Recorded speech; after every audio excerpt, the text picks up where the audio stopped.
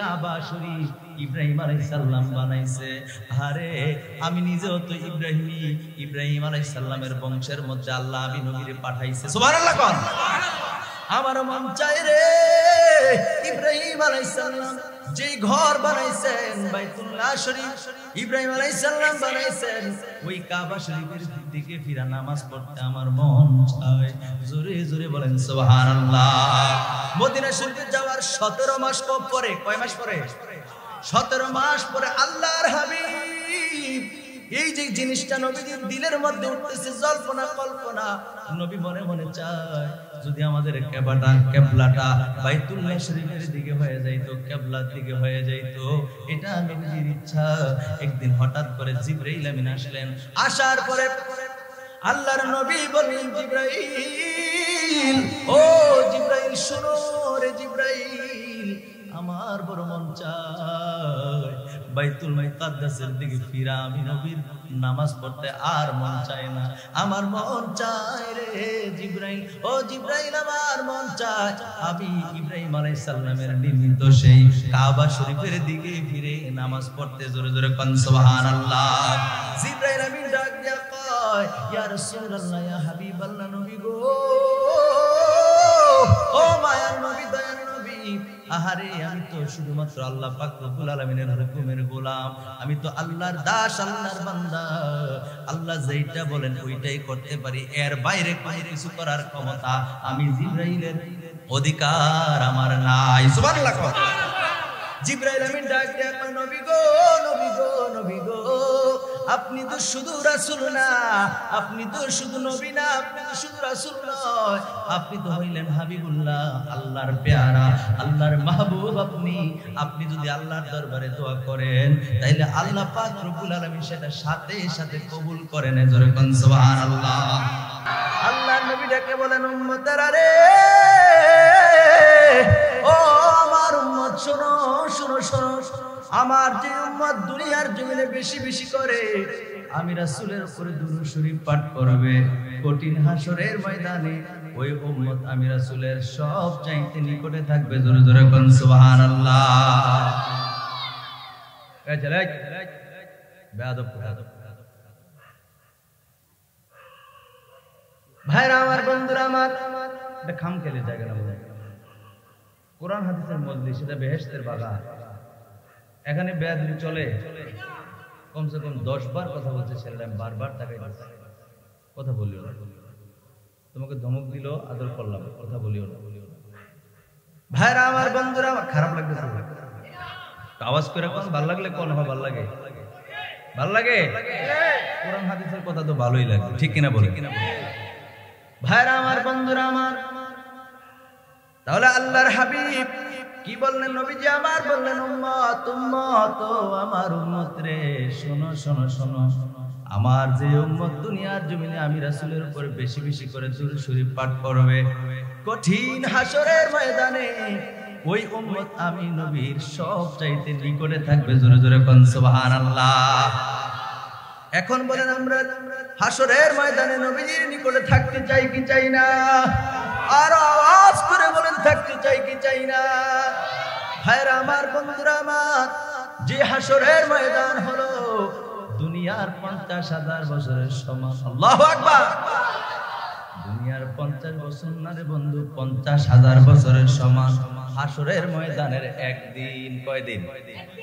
এখন বন্ধুরা আমার, ভাইরা আমার, দিন শেষে রাত্র যিনি দেন তিনি কে? আবার যখন রাত্র শেষ হয়ে যায় তখন আবার দিন ফিরায় দেয় যিনি তিনি কে? তো আল্লাহ পাক রব্বুল আলামিন পারেন না এমন কোন জিনিস নাই। হাদিস শরীফের মধ্যে পাওয়া যায় হাসরের ময়দানের একদিন দুনিয়ার 50,000 বছরের সমান এত লম্বা হবে। আল্লাহু আকবার বলেন। যেই হাসরের ময়দানে, ও বন্ধুরা আমার, ভাইরা আমার, এই কোরআন সাক্ষ্য দিচ্ছে 30 পারার মধ্যে, আমার দিকে তাকান, 30 পারার 3 নাম্বার সূরার মধ্যে আমার আল্লাহ জানিয়ে দিয়েছেন হাসরের ময়দানে বাবা মা সন্তানের পরিচয় দিবে না, সন্তান বাবা মার আমি এই হাদিসটা প্রায় জায়গায় বলি বোঝার জন্য। আপনি আমি কেন নবীর উপর দুরূদ শরীফ পড়ব না? দেখেন কোরআন হাদিসের মধ্যে কি বলে। বন্ধুরা আমার, ভাইয়েরা আমার, হাসরের ময়দানে বাবা মা সন্তানের পরিচয় দিবে না, সন্তান বাবা মার পরিচয় দিবে না, ভাই তার বোনের পরিচয় দিবে না, আরে বোন তার ভাইয়ের পরিচয় দিবে না। কত মানুষের সঙ্গে আপনি কত সম্পর্ক করেছেন, কত বন্ধুত্ব আপনার হয়েছে। বন্ধুরা আমার, হাসরের ময়দানে বন্ধু বন্ধুর পরিচয় দিবে না। আল্লাহর নবী ডাক দিয়া কই, উম্মত দুনিয়ার সবাই ভুলে গেলেও, হাসরের ময়দানে দুনিয়ার সবাই বলে গেলেও, আমি নবীর উপরে যদি বেশি বেশি করে দুরূদ শরীফ পাঠ করবারে, দুনিয়ার সবাই বলে গেলেও আমি নবী তোমাদেরকে বলবো না। সুবহানাল্লাহ। তাহলে ওই নবীর উপরে দুরূদ শরীফ পড়ার দরকার আছে নাকি নাই? কেউ যদি বলে এত দুরূদ শরীফ পড়ার দরকার নাই, কেউ যদি বলে এত দুরূদ শরীফ পড়ার কি দরকার, এটা শিরক বেদাত, আপনি ছেড়ে দিবেন না? পাগলে পাইছে নবীর উপর দুরূদ শরীফ পড়া আরেকজনের কথা ছাড়বেন? ভুলেও না। নবীজির হাদিস, আল্লাহর হাবিব বলেন, যে ব্যক্তি আমার উপরে দুরূদ শরীফ পড়া ভুলে গেল, রাসূলুল্লাহ বলেন সে জান্নাতের পথ ভুলে গেল। কি ভুলে গেল? যেমন তেমন ব্যাপার না। দুরূদ শরীফ যেমন তেমন, নবীজি বলছেন আমার উপরে দুরূদ শরীফ পড়া ভুলে গেল মানে সে জান্নাতের পথ ভুলে গেছে। এখন বলেন আমরা কি জান্নাতের পথ ভুলতে চাই? যদি না চাই, মহব্বত করে দুরূদ শরীফ পড়ব তো আল্লাহ কবুল করুক, পড়ে না আমি একটু জিকির করি, লা ইলাহা ও লা ইলাহা, লা ইলাহা ও লা ইলাহা,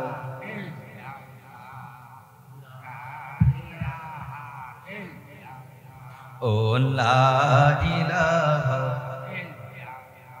ও লা ইলাহা ইল্লাল্লাহ, লা ইলাহা, লা ইলাহা, লা ইলাহা ইল্লাল্লাহ, লা ইলাহা, ও লা ইলাহা ইল্লাল্লাহ, লা ইলাহা, ও লা ইলাহা ইল্লাল্লাহ, লা ইলাহা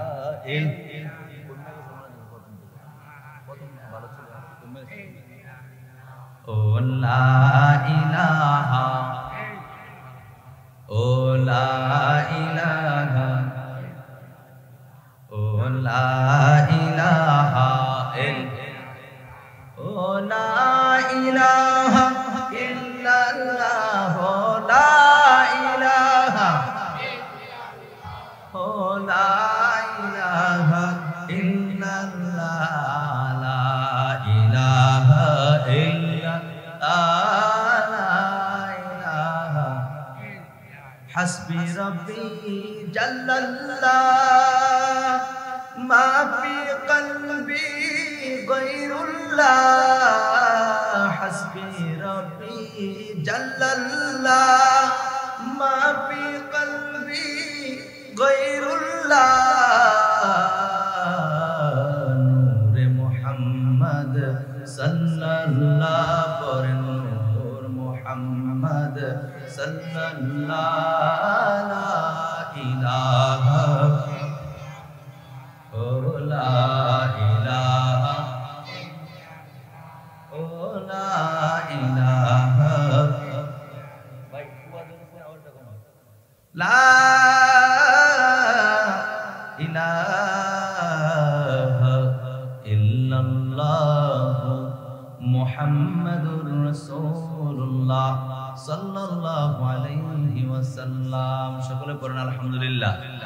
একটু ইসমে জাত আল্লাহ আল্লাহ আল্লাহ আল্লাহ আল্লাহ আল্লাহ, মহব্বত মহব্বত, আল্লাহর মহব্বত নিয়ে ডাকেন আল্লাহ আল্লাহ আল্লাহ আল্লাহ আল্লাহ আল্লাহ, জোরে জোরে আল্লাহ আল্লাহ আল্লাহ আল্লাহ আল্লাহ আল্লাহ। আল্লাহ আল্লাহ ছটফট ছটফট করে গো নবী অন্তরে আল্লাহ আল্লাহ আল্লাহ আল্লাহ ছটফট ছটফট করে গো নবী অন্তরে আল্লাহ আল্লাহ কাছে আয়েশা ভালোবাসা কাছে আয়েশা ভালোবাসা নাও না বুকে পাগলারি ছটফট ছটফট করে গো নবী অন্তরে আল্লাহ আল্লাহ আল্লাহ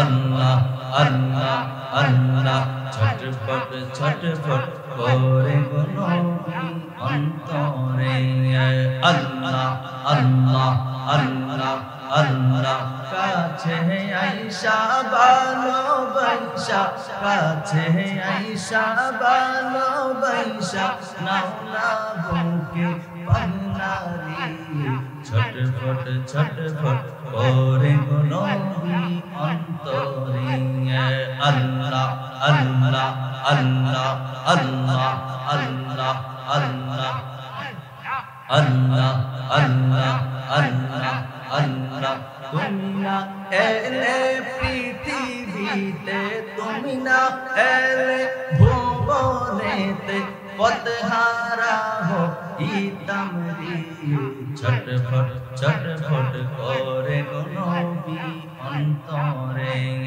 আল্লাহ আল্লাহ আল্লাহ আল্লাহ আল্লাহ নবী না এলে দুনিয়াতে নবী না এলে দুনিয়াতে পথহারা হইতাম রে ছটফট ছটফট করে গো নবী অন্তরে আল্লাহ আল্লাহ আল্লাহ আল্লাহ কাছে আয়েশা ভালোবাসা কাছে আয়েশা ভালোবাসা নাও না বুকে পাগলারি ছটফট ছটফট করে গো নবী অন্তরে আল্লাহ আল্লাহ আল্লাহ লা ইলাহা ইল্লাল্লাহ মুহাম্মাদুর রাসূলুল্লাহ সাল্লাল্লাহু আলাইহি ওয়াসাল্লাম সকলে পড়ি আলহামদুলিল্লাহ আল্লাহর নামের জিকির করতে কি খারাপ লাগছে জবান খুলে বলেন খারাপ লাগছে আমার দেশে আল্লাহর নামের জিকির নিয়ে কত রকমের ভন্ডামি আছে নাকি নাই এ দুলালপুরের মানুষ আমি ওইদিন কা দেখলাম আরে নাম নিতে বড় খারাপ লাগে জিকিরের নাম দিয়া কয় হিম হে আছে নাকি নাই হিম হে হিমতে আছে নাকি নাই আল্লাহর নাম নিতে আপনার এত কার্পণ্য কেন আল্লাহর নাম নিবেন স্পষ্ট করে যাতে আল্লাহর নামটা ডেকে ডেকে আপনার কলিজাটা ভরে যায় কথা বলেন ঠিক কিনা একটু বাদ দেন বহুত হইছে ঠিক কিনা বলেন এগুলো বাদ দেন আল্লাহর নামের স্পষ্ট করে জিকির করেন আল্লাহর নামটা ঠিক মতো নিতে পারে না কি কয় হিম হে হিমতে কেমতে কি কয় না কয় এগুলো বুঝে আল্লাহর জিকির এই কথা কোন এগুলো আল্লাহর জিকির আমরা তো কোন আল্লাহর জিকির করি নাই আল্লাহর নাম স্পষ্ট আল্লাহ বলেন আল্লাহ আর জবান খুলে বলেন আল্লাহ মোহাব্বত করে বলেন আল্লাহু আকবার বলেন ইয়া রাসূলুল্লাহ আল্লাহ কবুল করুক করেন আমিন আল্লাহর নামের এইভাবে যদি জিকির করেন হাদিস শরীফের মধ্যে এসেছে আপনি যখন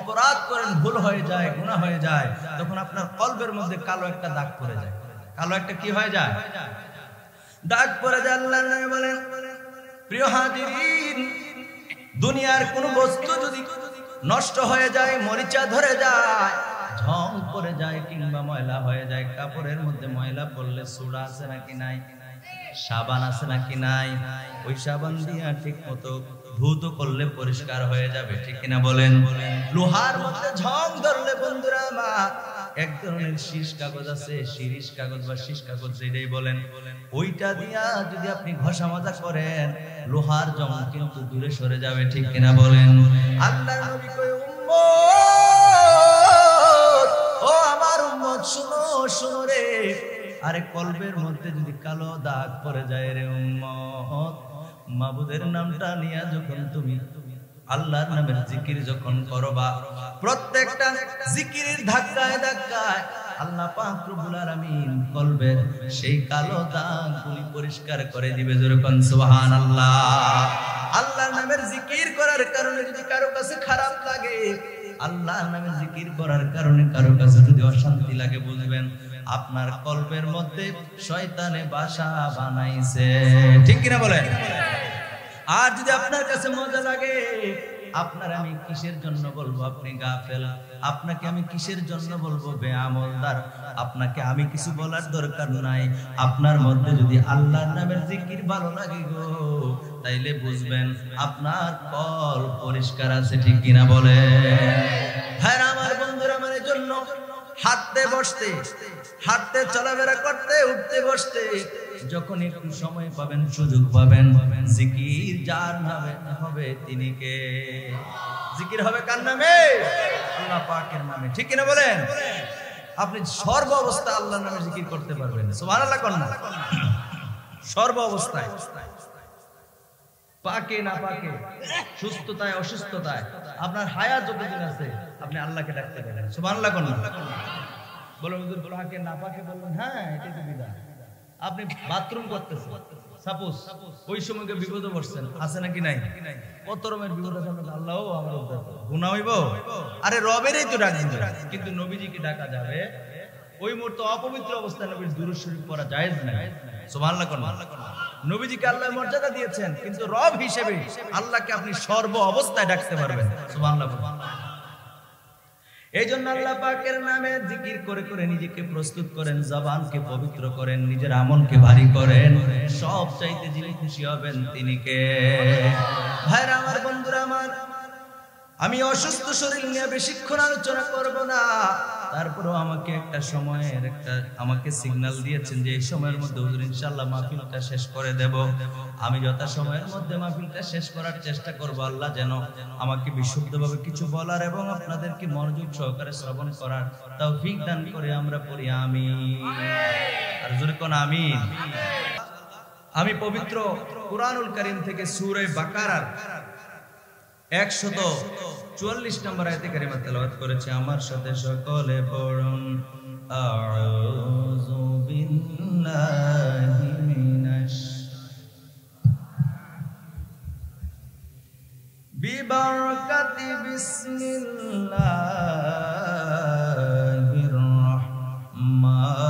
রাহমানির রাহিম। قد نرى تقلب وجهك في السماء محبت بولے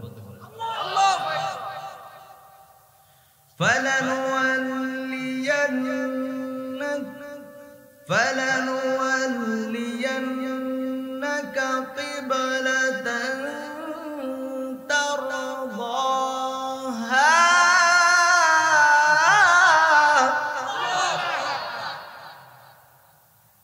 فول وجهك شطر المسجد الحرام।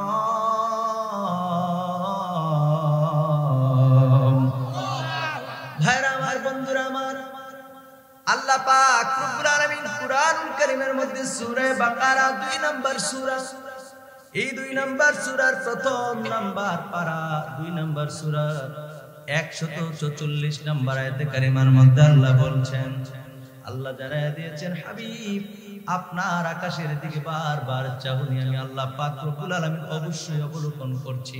জোরে জোরে বলেন সুবহানাল্লাহ।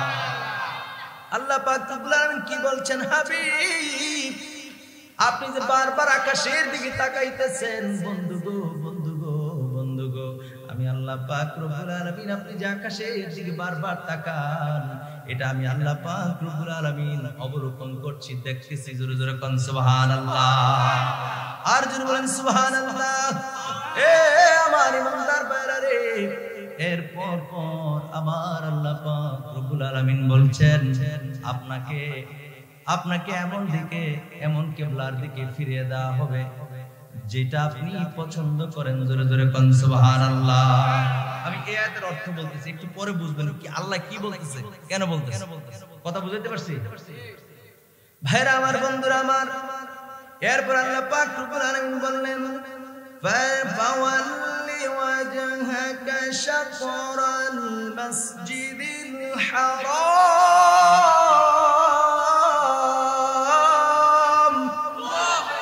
আল্লাহ পাক রব্বুল আলামিন বলেন, হাবিব ও আমার বন্ধু নবী, আপনি কি করেন? মসজিদে হারাম অর্থাৎ বাইতুল্লাহ শরীফের দিকে চেহারা মোবারক ঘুরান। জোরে জোরে কোন সুবহানাল্লাহ। এই যে এতক্ষণ পর্যন্ত বললাম, আয়াতটা আরো অনেক লম্বা বন্ধুরা আমার, ভাইরা আমার। এর উপরে কিছুক্ষণ কথা বলে আমি আপনাদের কাছ থেকে হয়তো বা বিদায় নিব। খুব মনোযোগ দিয়ে শুনেন। আমার আল্লাহ পাক রব্বুল আলামিন কেন বললেন, কি কারণে বললেন, এই আয়াতে কারিমার মধ্যে বোঝা যায় আল্লাহ পাক রব্বুল আলামিন আল্লাহর হাবিব যে কোনো কারণে আকাশের দিকে বারবার তাকাইতেছিলেন, এটা আমার আল্লাহ পাক রব্বুল আলামিন এটা পছন্দ করেছেন। এরপরে বলেছেন, হাবিব আপনি মূলত নবী করিম সাল্লাল্লাহু আলাইহি সাল্লাম কেন বারবার আকাশের দিকে তাকাচ্ছিলেন সেটা আগে আপনাদেরকে বলি। এই আয়াত কেন নাযিল হয়েছে, এই আয়াতের শানি নজর ঘাটলে পাওয়া যায় আল্লাহ নবীজি দু জানের বাদশা নবী রাহমাতাল লিল আলামিন যখন মেরাজে গেলেন, মেরাজে যাওয়ার পরে মেরাজের রাতে আল্লাহ পাক রব্বুল আলামিন নবীজির উপরে নামাজ ফরজ করেছেন। সুবহানাল্লাহ। কোন উম্মত মুহাম্মাদের জন্য, আমাদের জন্য আল্লাহর হাবিব নামাজ নিয়ে এসেছেন। সুবহানাল্লাহ। নাকি নামাজ পড়েন না? বলো হুজুর এমনি নামাজ পড়ি না, নামাজের ওয়াজ করেন না, এরকম ভাইরা আমার। মেরাজের রাতে আল্লাহর হাবিব নামাজ নিয়ে আসছেন উম্মতের জন্য। বন্ধুরা রে, ও আমার ইমানদার ভাইরা, ওই রাত্রে আল্লাহ পাক রব্বুল আলামিন নির্ধারণ করে দিয়েছেন, ওই রাত্রে আল্লাহ পাক রব্বুল আলামিন জানিয়ে দিয়েছেন কিবলা কোন দিকে হবে। এই যে কিবলা বাইতুল্লাহ শরীফ, বাইতুল্লাহ শরীফ যেদিকে আমরা ফিরে নামাজ আদায় করি, কিবলা আমাদের বাংলাদেশ থেকে হলো পশ্চিম দিকে। কোন দিকে? জোরে কোন, কোন দিকে? এই যে বাইতুল্লাহ শরীফটা পশ্চিম দিকে, এই জন্য আমরা পশ্চিম দিকে ফিরে নামাজ পড়ি। মূলত কিবলা কিন্তু পশ্চিম দিক না, বাইতুল্লাহ। জোরে কোন সুবহানাল্লাহ। আমার মন চায় রে, আমার মন চায় যেই কাবা শরীফ ইব্রাহিম আলাইহিস সালাম বানাইছে, আরে আমি নিজেও তো ইব্রাহিম আলাইহিস সালামের বংশের মধ্যে আল্লাহ আমি নবীরে পাঠাইছে। সুবহানাল্লাহ। কোন আমার মন চায় রে, ইব্রাহিম আলাইহিস সালাম যেই ঘর বানাইছেন বাইতুল্লাহ শরীফ, ইব্রাহিম আলাইহিস সালাম বানাইছেন, ওই কাবা শরীফের দিকে ফিরা নামাজ পড়তে আমার মন চায়। জোরে জোরে বলেন সুবহানাল্লাহ। মদিনা শরীফে যাওয়ার 17 মাস পরে, কয় মাস পরে? 17 মাস পরে আল্লাহর হাবিব এই যে জিনিসটা নবীজির দিলের মধ্যে উঠতেছে, জল্পনা কল্পনা, নবী মনে মনে চায় যদি আমাদের কিবলাটা বাইতুল্লাহ শরীফের দিকে হয়ে যাইতো, কিবলার দিকে হয়ে যাইতো, এটা নবীজির ইচ্ছা। একদিন হঠাৎ করে জিবরাইল আমিন আসলেন। আসার পরে আল্লাহর নবী বললেন, জিবরাইল, ও জিবরাইল শোনো রে জিবরাইল, আমার বড় মন চায় বাইতুল মুকাদ্দাসের দিকে ফিরা, আমি নবীর নামাজ পড়তে আর মন চায় না, আমার মন চায় রে জিবরাইল, ও জিবরাইল আমার মন চায় আমি ইব্রাহিম আলাইহিস সালামের নির্মিত সেই কাবা শরীফের দিকে ফিরে নামাজ পড়তে। জোরে জোরে কোন সুবহানাল্লাহ। জিবরাইল আমিন ডাক দিয়া কয়, ইয়া রাসূলুল্লাহ, ইয়া হাবিবাল্লাহ, নবী গো, ও মায়ার নবী, দয়ার নবী, আহারে আমি তো শুধুমাত্র আল্লাহ পাক রব্বুল আলামিনের হুকুমের গোলাম, আমি তো আল্লাহর দাস, আল্লাহর বান্দা, আল্লাহ যেটা বলেন ওইটাই করতে পারি, এর বাইরে কোনো কিছু করার ক্ষমতা আমি জিবরাইলের অধিকার আমার নাই। সুবহানাল্লাহ। জিবরাইল আমিন ডাক দেয়া কয়, নবী গো, নবী গো, নবী গো, আপনি তো শুধু রাসূল না, আপনি তো শুধু নবী না, আপনি তো শুধু রাসূল নয়, আপনি তো হইলেন হাবিবুল্লাহ, আল্লাহর পেয়ারা, আল্লাহর মাহবুব। আপনি যদি আল্লাহর দরবারে দোয়া করেন তাইলে আল্লাহ পাক রব্বুল আলামিন সেটা সাথে সাথে কবুল করেন। জোরে কোন সুবহানাল্লাহ। জিবরাইল আলাইহিস সালাম বললেন, আপনি তো আল্লাহর হাবিব, তো আপনি দোয়া করলে তো কবুল হয়ে যাবে, আমি তো কিছু করতে পারবো না। সুবহানাল্লাহ। এই কথা বলে জিবরাইল আমিন এই কথা বলার পর দুনিয়া থেকে একেবারে আসমানের দিকে রওনা হয়ে গেলেন, চলে গেল। হঠাৎ করে জিবরাইল আমিন উধাও হয়ে গেছে। সুবহানাল্লাহ কইতেন না? এই যে এতক্ষণে আয়াতের অর্থ আপনারা বুঝবেন। জিবরাইল আমিন যে আসমানের দিকে, খারাপ লাগতেছে, আসমানের দিকে যে চলে গেছেন, আল্লাহ নবী বারবার আকাশের দিকে তাকায়। জিবরাইল খবরটা নিয়ে আইয়ে যে কাবাটা এখন বাইতুল, কিবলাটা এখন বাইতুল্লাহর দিকে, অর্থাৎ বাইতুল্লাহ শরীফের দিকে তাকায় নামাজ পড়ার অনুমতি জিবরাইল নিয়ে আসে। এই অপেক্ষা নবী করতে লাগলেন, আর বারবার আকাশের দিকে নবীজি তাকাইতে লাগলেন। জোরে জোরে বলেন সুবহানাল্লাহ। এই জন্য বন্ধুরে, কোরআনের অর্থ আপনি বুঝবেন না, তাফসীর না ঘাটলে, এতক্ষণ যেটা বলতেছি তাফসীর মূলক আলোচনা, সুবহানাল্লাহ কোন না? তাফসীর না ঘাটলে কোরআনের সরাসরি অর্থ বুঝবেন না। আপনি বলবেন আল্লাহ কেন বললো নবী বারবার আকাশের দিকে তাকায়, আর বাইরে দ্বারে না লেখা নাই, আছে কই? তাফসীরের কিতাবে। সুবহানাল্লাহ কোন না? তো তাফসীরের কিতাব ঘাইটা পাইলাম, আল্লাহর নবী এই জন্য বারবার আকাশের দিকে তাকাইছে।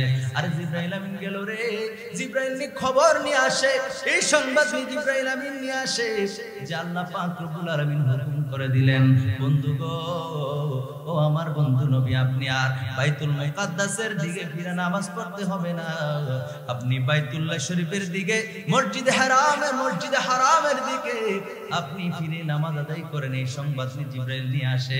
এই জন্য বারবার আকাশের দিকে তাকাইতে লাগলেন। জোরে জোরে কোন সুবহানাল্লাহ।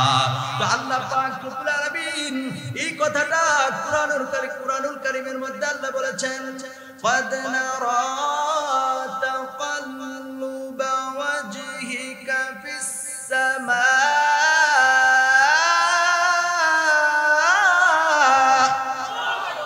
আল্লাহ পাক রব্বুল আলামিন বলেন, বন্ধু গো, আপনি যে বারবার আকাশের দিকে তাকান, এই তাকানোটা আপনার এই মায়া ভরা চেহারা দিয়া, আপনি যে বারবার আকাশের দিকে তাকান গো, এই তাকানোটা আমি আল্লাহ পাক রব্বুল আলামিন অবলোকন করছি, দেখতেছি। জোরে জোরে কোন সুবহানাল্লাহ।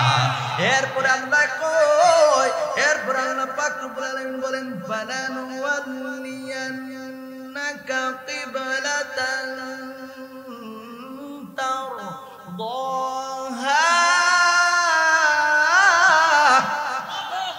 আল্লাহ পাক রব্বুল আলামিন বলেন, হাবিব, আপনাকে এমন কাবার দিকে ফিরে দেব যেটা আপনি কি খুশি হয়ে যাবেন, যেই দিকে ফিরতে আপনার মন চায়। জোরে জোরে কোন সুবহানাল্লাহ। আর জোরে বলেন সুবহানাল্লাহ। আল্লাহ কয়, হাবিব, আপনাকে এমন কাবার দিকে ফিরে দিব যে যাতে আপনি খুশি হয়ে যাবেন। জোরে কোন সুবহানাল্লাহ। তারদাহা। আল্লাহ কয়, হাবিব, আপনার মনের মধ্যে যেটা আছে, আপনি যে বারবার ওইদিকে ফিরে নামাজ পড়তে চান, ওই দিকে আমি ফিরাইয়া দেবো। যেরকম সুবহানাল্লাহ। এরপর আমার আল্লাহ কয়, কত মজার কথা, এবার বুঝছেন আয়াতের অর্থটা? এরপর আল্লাহ কয়, ফাওয়াল্লি ওয়াজহাকা শাতরাল মাসজিদিল হারাম। আল্লাহ পাক রব্বুল আলামিন বলেন, হাবিব, আর দেরি কইরেন না, আপনি এবার ওই মসজিদে হারাম, যেটাকে আমরা বাইতুল্লাহ শরীফ হিসেবে সবাই চিনি, সেই কাবার দিকে আপনি ফিরে যান। জোরে জোরে বলেন সুবহানাল্লাহ। অর্থাৎ আজ থেকে, এখন থেকে, এই মুহূর্ত থেকে আপনি নামাজ পড়বেন, আপনার উম্মতদেরকে নিয়ে আপনি বাইতুল্লাহ শরীফের দিকে, কাবা শরীফের দিকে ফিরে ফিরে নামাজ আদায় করবেন, যেটা আপনার মন চাইছে। জোরে জোরে কোন সুবহানাল্লাহ। আর জোরে বলেন সুবহানাল্লাহ।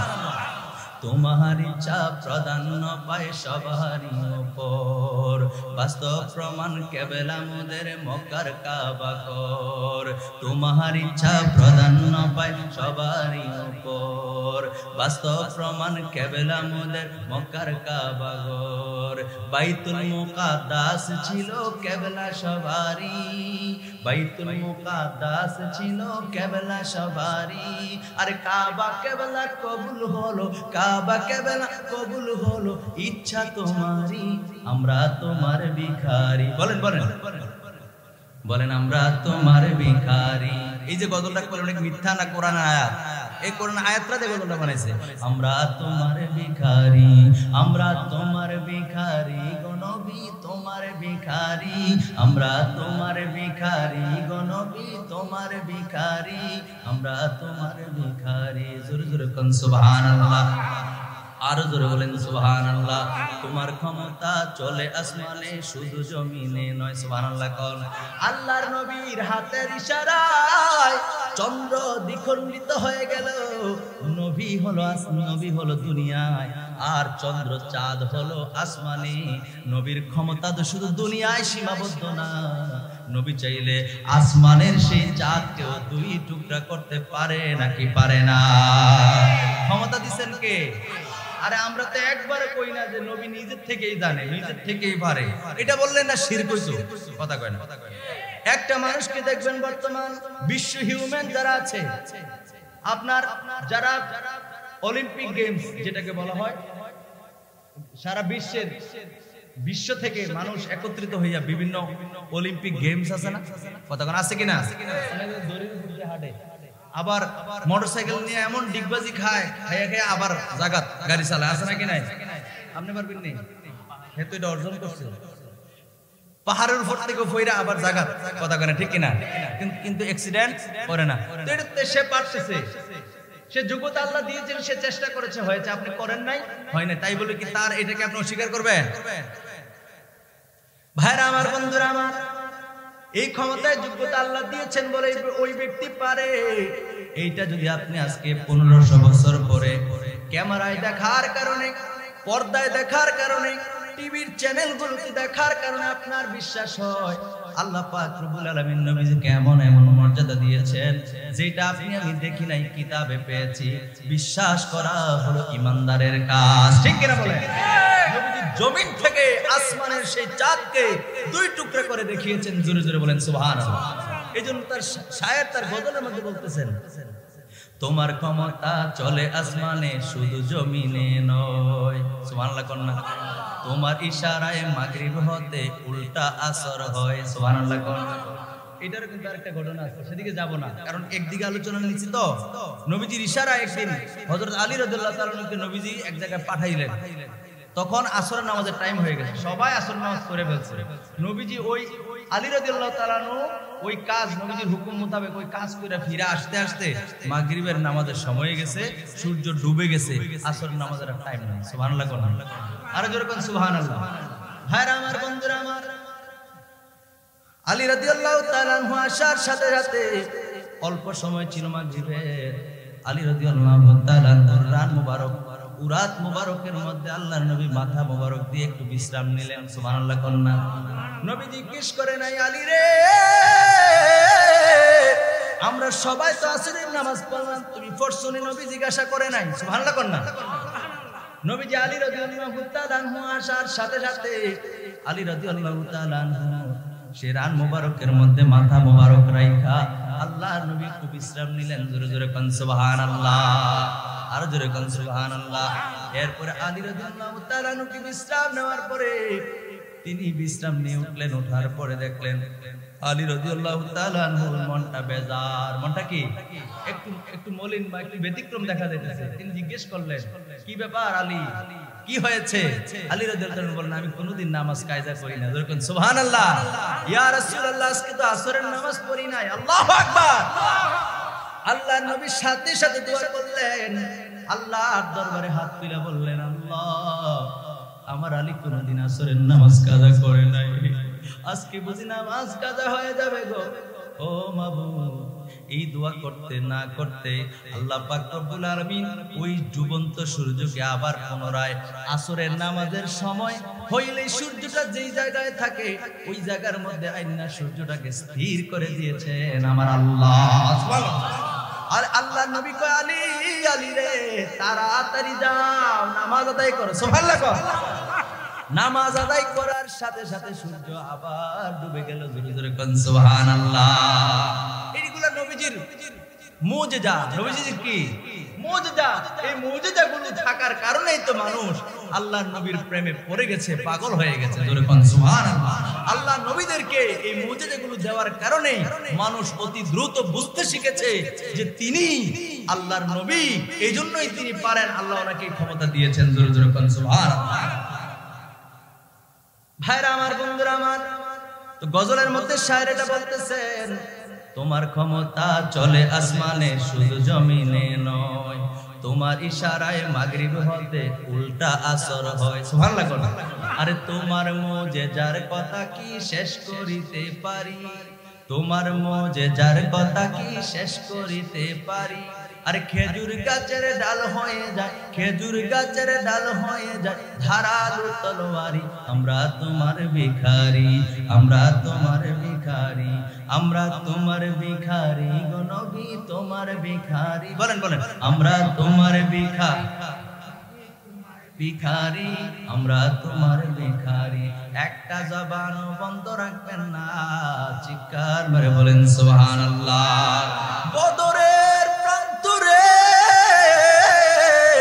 আল্লাহ নবীর একজন সাহাবী হযরত উকাশা রাদিয়াল্লাহু তাআলা আনহু, নাম কি? হযরতে উকাশা। কিতাবের মধ্যে এইভাবে এসেছে, উহুদ বদরের প্রান্তরে উকাশা রাদিয়াল্লাহু তাআলা আনহু যুদ্ধ করতে করতে তরবারিটা ভেঙে গেছে। সুবহানাল্লাহ বলতেন।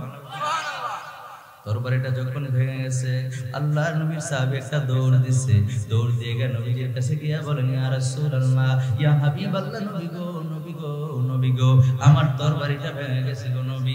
আল্লাহর নবী টান দিয়া এদিক ওদিক তাকায় দেখে একটা খেজুর গাছ, আহারে খেজুর গাছের একটা শুকনা ডাল আছে, ওই ডালটা টান দিয়া দইরা নবীজি উকাশা রাদিয়াল্লাহু তাআলা হাতে দিয়া বলে, যুদ্ধ করো। সুবহানাল্লাহ।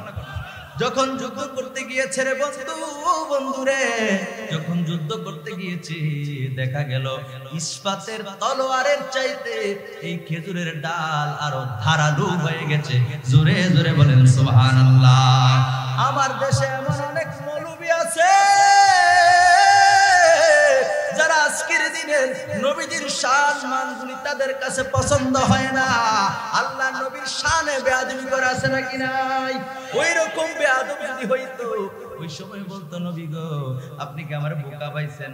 খেজুর গাছের বাইল দিয়ে আমি যুদ্ধ করতে, এটা কি একটা তরবারি হলো? সাহাবীকে এই কথা কইছে, নবীজি দিছে, মুখের কথা বিশ্বাস করছে, তরবারি এইটারে তরবারি মনে কইরা যুদ্ধের ময়দানে গেছে, যে এইটারে বাড়ি দেয় আর সাথে সাথে শেষ। সুবহানাল্লাহ করুন। আজকের দিনে, হ্যাঁ এটাই বিশ্বাস, আজকের দিনে যারা নবীর শান ও আজমতকে নিয়ে টানা হেসরা করে, যারা করে আর ঠিক আছে, যারা করে, দেখা গেছে কি ওই সময় থাকলে এই সমস্ত মুনাফিকরা ওই সময় থাকলে বলবে, নবী আমি আইলাম, আমার তরবারি ভেঙে গেছে, আপনি ওই খেজুর গাছের ডাল দিয়ে কোন যাও যুদ্ধ করো, আমার কি মরতেন নি বাড়ান? কথা কয় না? এই কথাই কই লইলে ঠিক না কর। কিন্তু সাহাবীর কি বিশ্বাস, আল্লাহর নবীর সাহাবী হযরত উকাশা রাদিয়াল্লাহু তাআলা আনহু একটা দৌড় দিয়ে রে বদরের প্রান্তরে বাকি যুদ্ধটা করলেন। কিতাবের মধ্যে এসেছে, বদরের যুদ্ধের সেই ইতিহাস পড়লে পেয়ে যাবেন, কিতাবের মধ্যে আসছে এই খেজুরের ডালটা এত ধারালো হয়ে গেছে, ইস্পাতের তলোয়ারের চাইতে আরো অনেক ধারালো হয়ে গেছে। জোরে জোরে বলেন সুবহানাল্লাহ। এই তরোয়াল, এই তরবারি শুধু বদরের যুদ্ধে শেষ হয় না, এই তরবারি দিয়া তিনি যতদিন বেঁচে ছিলেন ওনার জীবনভর এই তরবারি দিয়াই যুদ্ধ করছে। আর জোরে বলেন সুবহানাল্লাহ। আরে মুসলমান, মুসা নবীর হাতে একটা লাঠি ছিল, এটা আমরা সবাই জানি, জানি কি জানি না? জানেননি? জানেননি? ওই লাঠি যদি রে, ওই লাঠি যদি জমিনে রাখার সাথে সাথে অজগর সাপ হইতে পারে, কুদরত কার? নবীর বেলায় মুজিজা, নবীর বেলায় কি মুজিজা, আল্লাহর বেলায় কুদরত। যেরকম সুবহানাল্লাহ। আল্লাহ পাক রব্বুল আলামিনের কুদরতিতে নবী মুসা আলাইহিস সালামের মুজিজা হলো ওই লাঠি যখন জমিনে রাখার সাথে সাথে ওই লাঠিটা অজগর সাপে পরিণত হয়ে যাইত। জোরে জোরে বলেন সুবহানাল্লাহ। আরে আল্লাহর নবীর হাতের ছোঁয়ার বরকতে বদরের প্রান্তরে খেজুরের ডাল হয়ে গেল ওই ইস্পাতের চাইতে আরো ধারালো তরবারি। জোরে জোরে বলেন সুবহানাল্লাহ। নবুয়তের হস্ত মুবারকের কত দাম! আল্লাহ পছন্দ করে দুনিয়ায় পাঠাইছে। আপনার আমার মতো চিন্তা করলে নবীজিকে হবে, যেমন হবে। আলোচনা কোন দিক থেকে কোন দিকে চলে গেছে, তো আল্লাহ পাক রব্বুল আলামিন নবীজি কি বললেন, হাবিব গো আমার বন্ধু, এই ওয়াজ মনে আছে? দুরূদ শরীফ পড়ি, আল্লাহুম্মা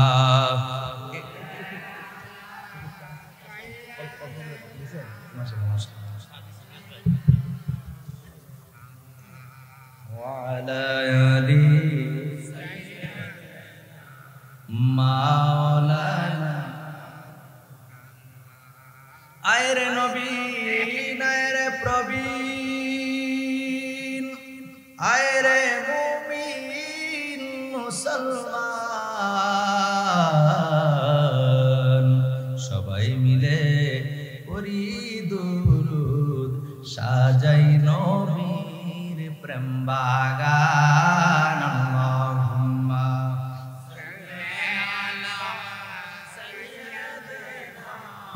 মাওলানা ওয়া আলা আলি মাওলানা। একটা জবানও বন্ধ রাখবেন না, চিৎকার মেরে বলেন সুবহানাল্লাহ। এ আমার ইমানদার ভাইরা রে, অন্তরের কানটা লাগায় শুনেন, আল্লাহ পাক রব্বুল আলামিন কোরআনের আয়াত পৃথিবীর কারো বাবার বানানো কোনো কিচ্ছা কাহিনী না। আল্লাহ পাক রব্বুল আলামিন বললেন, ফাওয়াল্লি ওয়াজহাকা শাতরাল মাসজিদিল হারাম। আল্লাহ কয় হাবিব, ওই মসজিদে হারামের দিকে, বাইতুল্লাহ শরীফের দিকে আপনি তাকায়া নামাজ আদায় করেন। জোরে জোরে বলেন সুবহানাল্লাহ। আমার ভাইরা, আমার বন্ধুরা, মূলত গোটা পৃথিবীর মানুষ পাগল হলো কাবার জন্য, আর কাবা পাগল নবীর জন্য, নবী পাগল উম্মতের জন্য। জোরে জোরে বলেন সুবহানাল্লাহ। কাবা পাগল নবীর জন্য, হাকিকতে নবীজি কাবারও কাবা। জোরে জোরে কোন সুবহানাল্লাহ। কাবারও কাবা হুজুর কেমনে কইলেন? আপনি জানেন, আমরা সবাই জানি যে মক্কা বিজয় হয়েছে।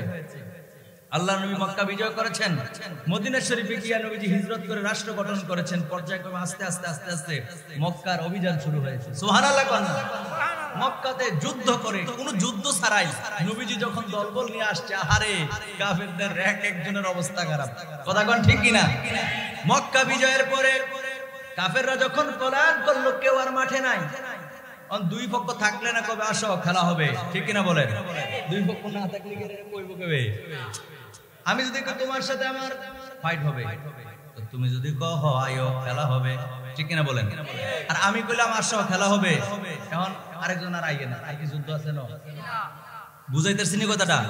নবীজি যখন মক্কা বিজয় করলেন, কোনো রক্তপাত হলো না, কোনো কিছু না। মক্কা বিজয়ের পর এমনিতেই কাফেররা ভাইগা গেছে, ভয় পাইছে। আহারে নবীজির মক্কা থেকে তাড়ায়া দিছে রে, কত দুঃখের কথা। নবীজির আমরা কাফেররা বলতে লাগলো, এই মক্কা থেকে নবীজির জন্ম হলো মক্কায়, মক্কা থেকে নবীজির তাড়ায়া দিছে। আর নবী আজকে এত বছর পরে দলবল নিয়া, মুসলমানদেরকে নিয়ে, সৈন্য বাহিনী নিয়ে, সেনা বাহিনী নিয়ে যেমনি ভাবে আসতেছে, মনে হয় আমাদের একজনেরও ফিডের চামড়া থাকতো না। আল্লাহু আকবার। ভয় পেয়ে গেছে কাফরে সুরা একবারে বেজ্জতি। কথা কোন ঠিক কিনা? ভয় পেয়ে গেছে, ভয় পেয়ে জাল জালতে সেইবে পলাই গেছে। নবীজি সবাইকে সাধারণ ক্ষমা করে দিলেন। সেদিকে যাচ্ছি না, নবীজি সবাইকে ক্ষমা করে দিলেন। সুবহানাল্লাহ। নবীজি যখন সবাইকে ক্ষমা করে দিলেন, এখন বাইতুল্লাহ শরীফের কাছে শাহেনশাহ এসে দুজানের বাদশা নবী সাহাবায়ে কেরামকে নিয়ে উপস্থিত। ওই সময় হেদায়া ওয়ান নেহায়া কিতাবের ৪র্থ খণ্ডে ২৯৬ পৃষ্ঠার মধ্যে রয়েছে, ভাইরা আমার, বন্ধুরা আমার, আল্লাহর নবী ওই সময় বেলাল রাদিয়াল্লাহু তাআলা কে ডাক দিলেন, এরে বেলাল, শোনো শোনো রে বেলাল, তুমি যাও বাইতুল্লাহ শরীফের উপরে ওঠো, উপরে উঠা তুমি আযান দাও। জোরে জোরে বলেন সুবহানাল্লাহ। বেলাল রাদিয়াল্লাহু তাআলা হুকে বললেন, বেলাল রে, ও বেলাল, তুমি বাইতুল্লাহ শরীফের উপরে ওঠো। এখন না মাইক, এই যে মাইক দিয়ে কথা কইতেছে, আমার বাড়ি থেকে স্পষ্ট শুনতেছি ওয়াজ। এই যে ইমরান হুজুর ওয়াজ করে, আমি কি খতিব সাহেব আমার দোস্ত ধরে লইছে, সুবহানাল্লাহ করনা, আমি কি ওয়াজ ধরে লইছি, আমি বাড়ি থেকে শুনছি। এরপরে যখন ছাড়ছে, আমাদের রশিদ জামি সাহেব যখন উঠছে, তখন আমি রাস্তায়। আলহামদুলিল্লাহ কইতেন না? তাহলে মাইকের কারণে কত দূর যায়। ওই সময় কি মাইক ছিল? তখন আযান দিত ওই পাহাড়ের চূড়ায় উঠা, উপরে উঠা, আল্লাহু আকবার, আল্লাহু আকবার। আমি আজান দিতাম না, আমি কোন মাহফিলে আজান দিই না। যখন এইভাবে আজান দিত পাহাড়ের উপর থেকে, পাহাড়ের চূড়া থেকে যখন সাহাবায়ে কেরাম বিশেষ করে হযরত বেলাল রাদিয়াল্লাহু তাআলা আনহু আজান দিতেন, উপরে ওঠার কারণ একটাই, ওই সময় তো মাইক ছিল না, কোনো সাউন্ড সিস্টেম ছিল না, স্পিকার ছিল না, কোনো কিছুই ছিল না, যার কারণে উপর থেকে যদি আজান দেওয়া হতো, আহ্বান করা হতো নামাজের জন্য, তাইলে আওয়াজটা একটু দূরে যাইতো। এই জন্য পাহাড়ের চূড়ায় উঠে আজান দিত, জোরে জোরে বলেন সুবহানাল্লাহ। তো মক্কা বিজয়ের পরে পাহাড়ের মধ্যে না উঠা আল্লাহর নবী বললেন, বেলাল, ও আমার মুয়াজ্জিন বেলাল, যাও তুমি বাইতুল্লাহ শরীফের উপরে উঠো, বাইতুল্লাহ শরীফের উপরে উঠা তুমি আজান দাও। বেলাল রাদিয়াল্লাহু তাআলা আনহু নবীজির হুকুম পাওয়া মাত্রই বাইতুল্লাহ শরীফের উপরে উঠলেন, উঠা তিনি আজান দিবেন। এমন সময় ভাবলেন, আরে মদিনা শরীফ থেকে যখন আজান দিতাম রে, তখন তো আমি কিবলার সামনে নিয়ে আজান দিতাম। সুবহানাল্লাহ। আমরা যে মুয়াজ্জিন সাহেব, ইমাম সাহেব যে আজান দেয়, কোন দিকে ফিরে দেয়? কারণ ওইদিকে কিবলা, কিবলার কারণে ওইদিকে ফিরে। যদি আমাদের দেশ থেকে কিবলাটা উত্তর দিকে হইতো, তাহলে ওই দিকে ফিরে আজান দিত। সুবহানাল্লাহ কয়। তো বেলাল রাদিয়াল্লাহু তাআলা আনহু কয়, রে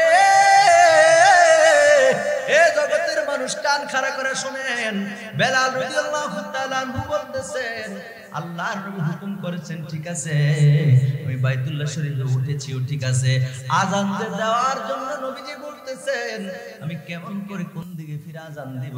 মদিনা শরীফ থাকতে তো আমি বাইতুল্লাহর দিকে ফিরে আজান দিতাম, এখন তো বাইতুল্লাহ আমার পায়ের নিচে, অর্থাৎ আমি তো বাইতুল্লাহর উপরে উঠে আছি। জোরে জোরে বলেন সুবহানাল্লাহ।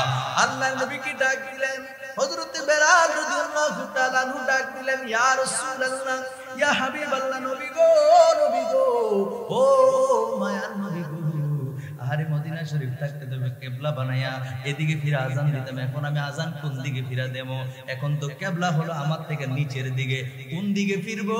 আল্লাহর নবী নিজের দিকে ইশারা দিয়া বললেন, আমার দিকে ফিরে তুমি আজান দাও।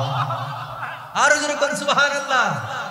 এই জন্য শরীয়ত বলতেছে, মুহাদ্দিসিনে কেরাম বলতেছে, এই হাদিস থেকে পাওয়া যায় আল্লাহর নবী নিজের দিকে ইশারা দিয়ে বলছেন, আমার দিকে ফিরে আজান দাও।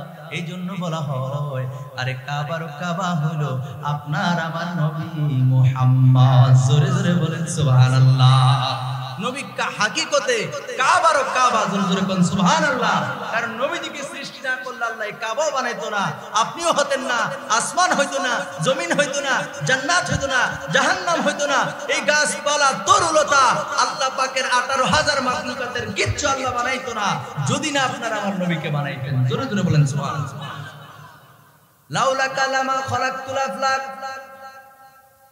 আল্লাহ কয়, হাবিব, আপনার জন্য আমি কুল কায়নাত সব কিছু বানাইছি, আপনার প্রেমে পড়ে আমি সব কিছুই সৃষ্টি করেছি। জোরে জোরে বলেন সুবহানাল্লাহ। নবীজির জন্য, নবীজির জন্য আল্লাহ পাক রব্বুল আলামিন সব কিছু বানাইছে। এই জন্য নবীজি কাবারও কাবা। জোরে জোরে বলেন সুবহানাল্লাহ। আমার প্রিয় ভাইরা, আমার বন্ধুরা, তাইলে আমরা বুঝতে পারলাম আল্লাহ পাক রব্বুল আলামিন নবীজির বারবার জাউনিটা কেন আল্লাহ পাক রব্বুল আলামিন বলেছেন। তাহলে আমরা বুঝতে পারলাম এই বাইতুল্লাহ শরীফ আমাদের কিবলা হয়েছে নবীর কারণে। কার কারণে? কথা কয় না, কথা কয় না। কার কারণে? নবীর কারণে বাইতুল্লাহ শরীফ কিবলা হয়েছে। নবীর কারণে আমরা এই কাবা পেয়েছি। আর কাবাও এত মর্যাদাবান হয়েছে নবীর কারণে। কিয়ামত পর্যন্ত এই কাবার দিকে ফিরে মানুষ নামাজ আদায় করবে। জোরে জোরে বলেন সুবহানাল্লাহ। এই কাবায় নবীর কারণে, নাইতো তো বাইতুল মুকাদ্দাসের দিকে থাকতো। নবী যদি এই চেষ্টা না করত, নবী যদি ইচ্ছা মনে মনে না করত, ঠিক কিনা বলেন? এই কাবা যে এত সম্মানিত হয়েছে, গোটা পৃথিবীর মধ্যে সবচাইতে উত্তম জায়গা, উত্তম পবিত্র জায়গা হলো বাইতুল্লাহ শরীফ। জোরে জোরে কোন সুবহানাল্লাহ। সবাই ওই দিকে ফিরে নামাজ পড়ে। এই জন্য চারো মাযহাবের ইমাম একমত হয়েছে, বলেছে যে কাবার আমলের কাবা হলো মক্কা, আর ঈমানের কাবা হলো মদিনা। জোরে কোন সুবহানাল্লাহ। ঈমানের কাবা কোন? মদিনা। নবীজি বলছেন, মুসলিম শরীফের হাদিস, নবীজি বলেছেন, ইন্নাল ঈমান লা ইয়ারজু ইলা মাদিনাতি কামা তারজুল হায়াতু ইলা জুহরিহা। আল্লাহর নবী বলছেন, এই খেয়াল করেন, আল্লাহর নবী বলছেন, খুব মনোযোগ দেন, আহারে মানুষ আমি নবীকে ভালোবাসার কারণে মদিনায় আসবে, সুবহানাল্লাহ। ঈমানের কারণে এবং আমি নবীকে ভালোবাসার কারণে মানুষ মদিনায় আসবে। তাহলে ঈমানটা কোন দিকে নিছে? মদিনার দিকে। মদিনা কিটা? মদিনার নবীজি আছে এজন্য বলছে, সুবহানাল্লাহ। যেমনি ভাবে নবীজি বলতেছেন, যেমনি ভাবে সাপ তার গর্তে প্রবেশ করে, ঈমানদারেরা ঈমানের কারণে মদিনায় আসবে, সুবহানাল্লাহ। সাপ কই যায়? গর্তে। গর্তে সাপ কই যায়? গর্তে যায়। তো আল্লাহর নবী বলেন, সাপ যেমনি ভাবে গর্তে যায়, ঈমানদারের বৈশিষ্ট্য হলো সে মদিনা মদিনা বলবে, মদিনায় আসবে, জোরে জোরে কোন সুবহানাল্লাহ। আমার দেশে বহুত মানুষ কয় হযরত হাকামের মধ্যে মদিনায় যাওয়ার কথা নাই তো। হযরত হাকামের মধ্যে মদিনায় যাওয়া কি নাই? বুঝেন না মনে কথা। এতক্ষণ তো আলোচনা করছি, একটু কথা বলি একটু। এবার মদিনায় যাওয়া কিন্তু ফরজ না, মদিনায় যাওয়া কিন্তু ওয়াজিব না, মদিনায় যাওয়া কিন্তু সুন্নাত না। তো না না ফরজ না ওয়াজিব না সুন্নাত। এইজন্য আমার দেশের বহুত পণ্ডিতেরা কয়, আরে হজ পালনের মধ্যে হজের আহকামের মধ্যে মদিনায় যাওয়ার কথা নাই, শর্ত নাই, আর মদিনায় যাবো কি লেগা? আর আমার নবী এই হাদিসের মধ্যে কয়, ঈমানদারেরা ঈমানের কারণে আমার মদিনায় আসবে, সুবহানাল্লাহ। তাইলে বুঝা যায় সান্দুর বাপ আপনার ঈমান নাই, এজন্য আপনি মদিনায় যাইতে চান না, ঠিক কি রাখো?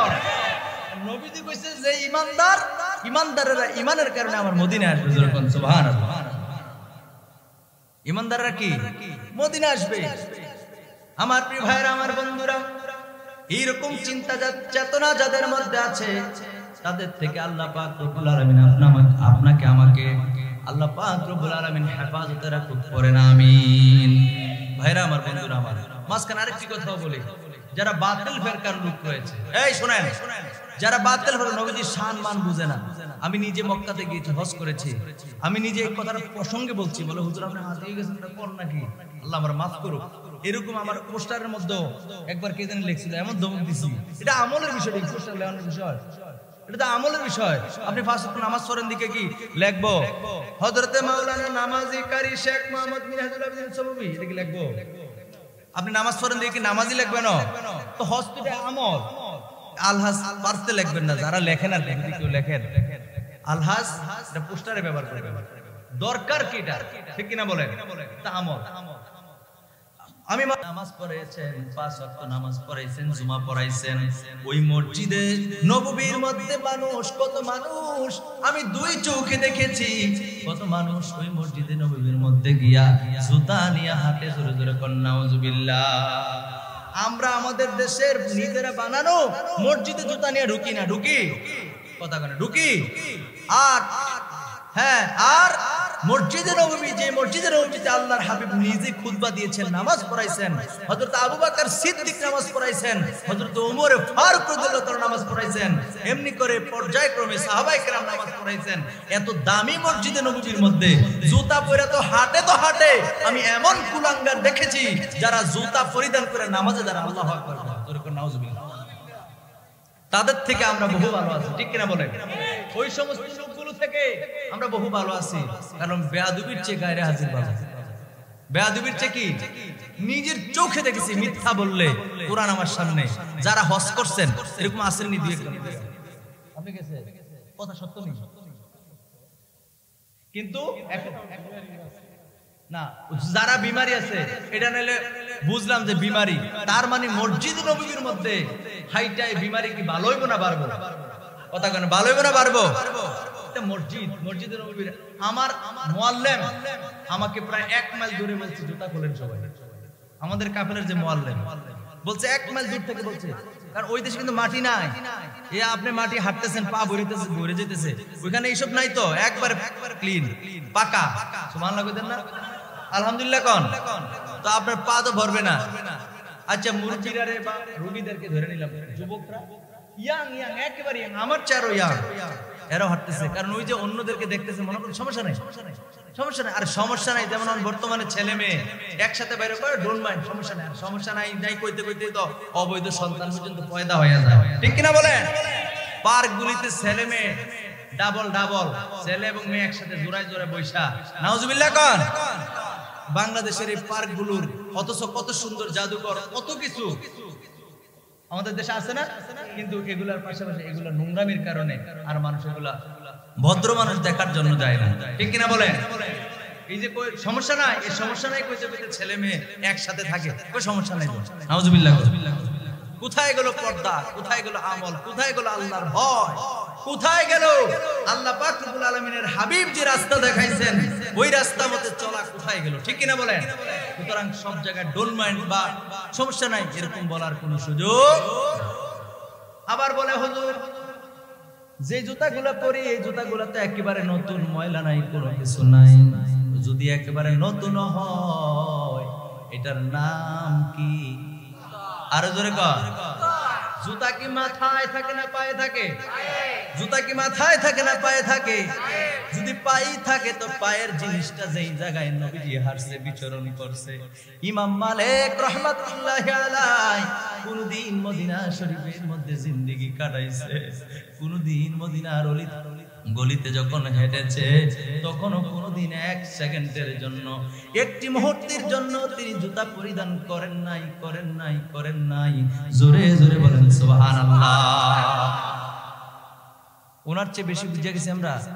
মাযহাবের একটা মাযহাবের ফাউন্ডার ইমাম মালিক রাহমাতুল্লাহ আলাইহি, এত দামি একজন মানুষ, উনি কোনদিন মদিনার এরিয়া তো দূর করতে অলিতে গলিতে যখন হাঁটছে তখনও তিনি পায়ে জুতা পরেন নাই। কারণ কি?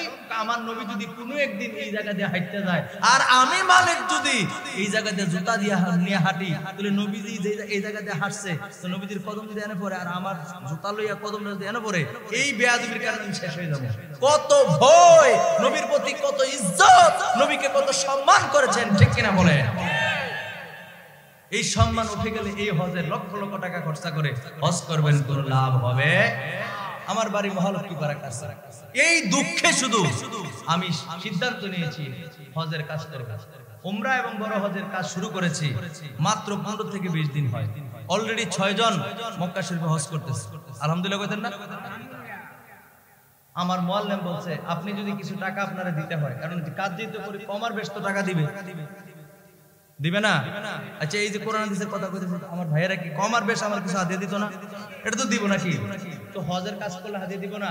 আমি বলছি আমার জন্য, আমার সামনে আপনারা শত শত হাজার মানুষ, আমি বলছি আমার জন্য অতিরিক্ত কোনো টাকা নিবেন না। আপনি যেই টাকা নিলে আপনার কাজ সম্পূর্ণ হবে ওই টাকা নিবেন।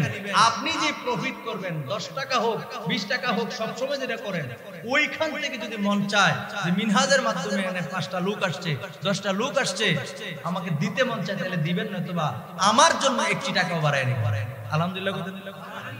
কেন বলছি জানেন?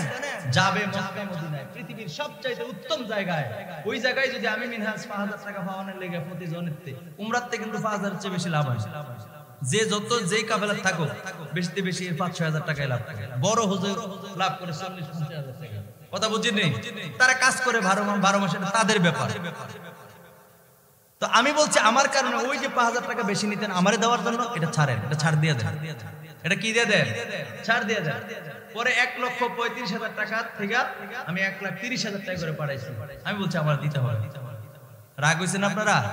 এই যে দিনের খেদমত করতেছে, আলোচনা করতেছে, কিছু হাদিয়া দিচ্ছে, মসজিদে ইমামতি করছি, আমার ফিশারি আছে, বিভিন্ন কাজ আমি করতেছি, এগুলো থেকে আসে না? আমি চলার মতো তো হয়। যারা মক্কা মদিনার মেহমান হবে তাদের থেকে দাগায়া 4,000-5,000 টাকা যদি আমি রাখি, আল্লাহর কাছে কি জবাব দেব? কথা কোন ঠিক কিনা? এই জন্য আমি বলছি এত নাদান্না ফানার আমার দরকার নাই। আপনার যেইটা হইলে চলবে ওইটা করবেন। মাঝখানে এটা বলার অর্থ হলো ওই যে ওই দুঃখে ভালো একজন মুআল্লিমের সাথে গেলে আপনি কোন জায়গায় গেলে জুতা খুলবেন, কোন জায়গায় জুতা পরবেন, কোন জায়গায় আদব বজায় রেখে চলবেন, এই সবগুলা ওই ভালো মুআল্লিম, একজন আদর্শবান আহলুস সুন্নাত ওয়াল জামাতের একজন আলেম আপনাকে আগে থেকে সতর্ক করে দিবে। জোরে জোরে বলেন সুবহানাল্লাহ। যার তার সাথে যদি যান লক্ষ লক্ষ টাকা খরচ করবেন কিন্তু কোনো ফায়দা হবে না, আর বেয়াদবি করে আর আপনি জাহান্নামের খাতায় নাম লিখবেন। ঠিক কিনা বলেন? আল্লাহ আমাদের সঠিক বুঝদান করুক, আমিন। একটু দূরে শরীফ পড়ি, আল্লাহুম্মা সাল্লি মাওলানা মুহাম্মদ ওয়া আলা আলিহি মাওলানা। আমার ভাইরা, আমার বন্ধুরা, অন্তরের কানটা লাগায় শোনেন। আরেকটা আয়াতে কারিমা বলে আমি আমার আলোচনাটা শেষ করে দেব। আগের আয়াত দ্বারা বুঝতে পারলাম আল্লাহর নবীর কারণে বাইতুল্লাহ শরীফ আমরা কাবা হিসেবে পেয়েছি। নবীর ইচ্ছায় কিবলা পরিবর্তন হয়ে যায়, সুতরাং নবীজিকে নিজের মতো মনে করা কিংবা নবীর সাথে বেয়াদবি করার কোনো সুযোগ নাই। কথা কোন ঠিক কিনা বন্ধুরা, আমার ভাইরা আমার, সূরা তাওবার 61 নম্বর আয়াতে কারিমার মধ্যে এই যে এতক্ষণ পর্যন্ত বেয়াদবির কথা আমি বললাম, তারা বেয়াদবি করে, এই ব্যাপারে আমার আল্লাহ কোরআনুল কারীমের মধ্যে বলছেন। আমার সাথে পড়েন, আউযু বিল্লাহি মিনাশ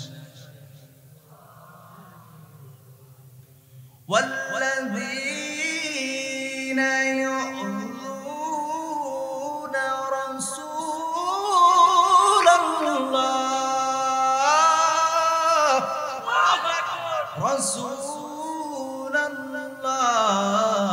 রাসূলাল্লাহি লাহুম আযাবুন আলীম।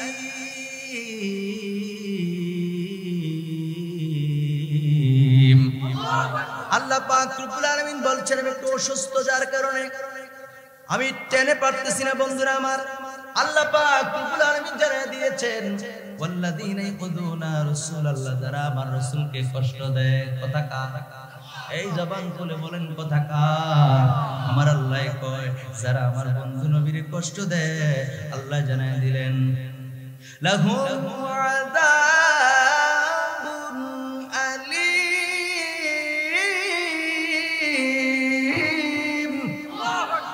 আল্লাহ পাক রব্বুল আলামিন বলেন, আমি আল্লাহ তাদের জন্য রেখে দিলাম, নির্ধারণ করে রেখে দিলাম, তাদের জন্য কঠিন থেকে কঠিনতম আযাবের ব্যবস্থা করে দিলাম আমি আল্লাহ। জোরে জোরে বলেন নাউযুবিল্লাহ। আল্লাহ কয়, হাবিব ও আমার বন্ধু নবী, যারা আপনার সঙ্গে বেয়াদবি করবে গো, যারা আপনার সঙ্গে বেয়াদবি করবে, আদবের খেলাফ যাদের হবে গো, আল্লাহ কয় তাদের জন্য কঠিন থেকে কঠিনতম আযাবের ব্যবস্থা আমি আল্লাহ পাক রব্বুল আলামিন করে রেখেছি। জোরে জোরে বলেন নাউযুবিল্লাহ।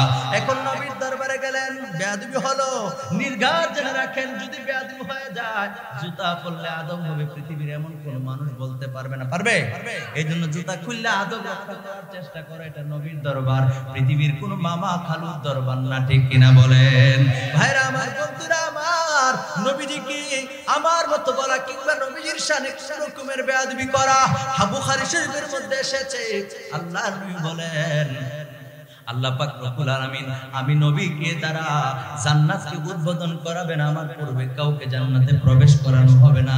কিন্তু আমার দেশের অনেক কুলাঙ্গার বেয়াদব আছে, মুফতি দাবি করে, ডক্টর দাবি করে, তারা বলতেছে হাসরের ময়দানে মানুষ যেরকম নাফসি নাফসি করবে, নবীজিও নাফসি নাফসি করবে, নবীর হোশ থাকবে না।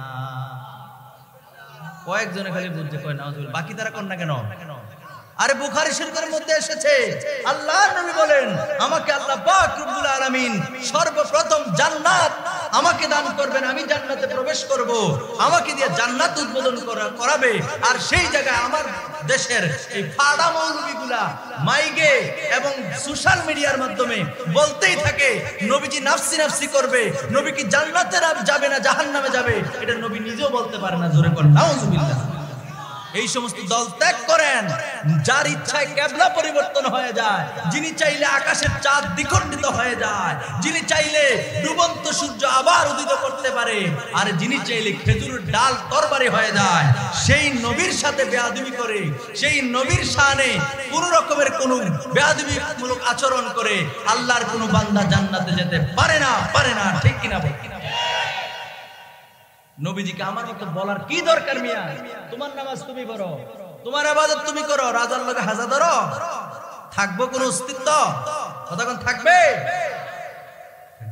আল্লাহ এর জন্য বলেছেন, আমার নবীর সঙ্গে যদি কোন রকমের কোন বেয়াদবি হয়ে যায়, আল্লাহ কয় লাহুম আযাবুন আলীম। জোরে জোরে কোন আল্লাহু আকবার। এই জায়গার মধ্যে একটু কথা বলি। আল্লাহ পাক রব্বুল আলামিন বললেন লাহুম আযাবুন আলীম। আযাবুন আলীম তো হলো কঠিন শাস্তি। কেটার কথা কয়? আমার আওয়াজে কথা বলা যাবে, কোরআন হাদিসের আপনাদেরকে বাঁচানোর জন্য আমি বলতেছি। এই কথা বললা নিজে জাহান্নামে যাবেন, আরেক 10 জনকে নিয়ে যাবেন। কথা কোন ঠিক কিনা? কথা বলো ভাইরা আমার, বন্ধুরা আমার, ভাইরা আমার, বন্ধুরা আমার, খুব মনোযোগ দেন। আল্লাহ পাক রব্বুল আলামিন বললেন লাহুম আযাব, ওয়াজটা বুঝা যাবে, লাহুম আযাবুন আলীম, মানে কঠিন শাস্তির কথা বললেন। তো আযাবুন আলীম কেন বললেন? আযাবুন আযীম বললেও তো পারতেন, আল্লাহ তো বলতে পারতো। হ্যাঁ, আল্লাহ তো বলতে পারতো যে আযাবুন আযীম, তোমাদের জন্য শাস্তির ব্যবস্থা রাখছি। আল্লাহ বলতে পারতো না আযাবুন আযীম অর্থ শাস্তি, আযাবুন আলীম অর্থ শাস্তি? এই আলীম কেন কইলো আযীম না বইলা? এটার একটা কারণ আছে নি? আছে না নাই? হোয়াট ইজ দ্য ডিফারেন্স আযাবুন আযীম এন্ড আযাবুন আলীম? দুইটার মধ্যে পার্থক্য কি জানার দরকার আছে নাকি নাই? দুইটার মধ্যে পার্থক্যটা শুনে জানার পরে আলোচনা শেষ করে দেব। আল্লাহ পাক রব্বুল আলামিন আযাবুন আযীম কেন বললেন না আলীম কেন বললেন? আজিমের ব্যাখ্যাটা শুনেন। আজিম মানে হলো শাস্তি, আযাবুন আযীম মানে হলো শাস্তির কথা, আযাবুন আলীম মানে হলো শাস্তির কথা। কিন্তু আজিম না বলে আলিম কেন বললেন? এটার কারণটা আমি আপনাদেরকে বুঝাইয়া দেই। ছাত্র যদি বেয়াদবি করে কিংবা পড়া না পারে, উস্তাদ কি করে? সবাই কোন কি করে? ছাত্র যদি বেয়াদবি করে, উস্তাদ বেত্রাঘাত করে, বেদ দিয়ে একটু ফিরা দেয়, একটু উত্তম মাধ্যম দেয়। আপনারা আমার সাথে উত্তর দেন তো। সাহাবায়ে ছাত্র যদি বেয়াদবি করার কারণে উস্তাদ যদি বেত্রাঘাত করে, এই বেতের ফিটা একদিন, 2 দিন, 1 সপ্তাহ, 2 সপ্তাহ বড় জোরে ফিটাটা যদি জোরে লাগে, নাইলে 1 মাস, কথা কোন এর চেয়ে বেশি দেব। এই যে বেত্রাঘাতে দাগ পড়ে গেল, দাগ উঠে গেল, এই দাগের কারণে এই শাস্তি তো বেশি দিন ভোগ করবে না, 1 দিন 2 দিন, তাই তো বড় জোরে 1 মাস, ঠিক কিনা বলেন? এর বেশি হবে না, এটা তো একটা শাস্তি। উস্তাদ ছাত্রকে বেত্রাঘাত করেছে, শাসন করেছে, শাস্তি দিয়েছে, তো এটা তো একটা শাস্তি, ঠিক কিনা বলেন? এইটা এক প্রকারের শাস্তি। এটা হলো আযাবুন আযীম। বুঝার জন্য সহজ করে আমার মতো করে বুঝাইতেছি, আযাবুন আযীম। আর এখানে আছে কি আযাবুন আলীম। এবার আলিমটা বুঝেন, আলিমটা কেমন শাস্তি?